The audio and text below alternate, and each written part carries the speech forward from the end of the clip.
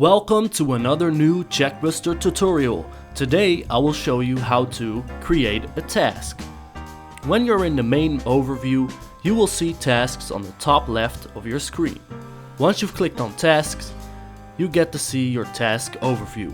If you want to create a task, you click on the green plus button on the right bottom. Now we are adding a new task. Give your task a name and description. After that, give your task an expiration date and time. Assign a user to your task. You can choose anyone from your team or invite someone by mail. If you want, you can also attach a file to your tasks for the assignee to see. Once you've made the task, you will see it in the overview under To Do. When the assignee is busy with the task, it will stand in progress.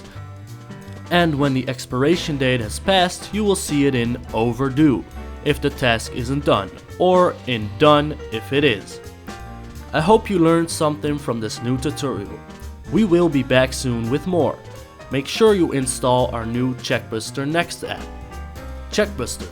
Inspect and report, share, and improve.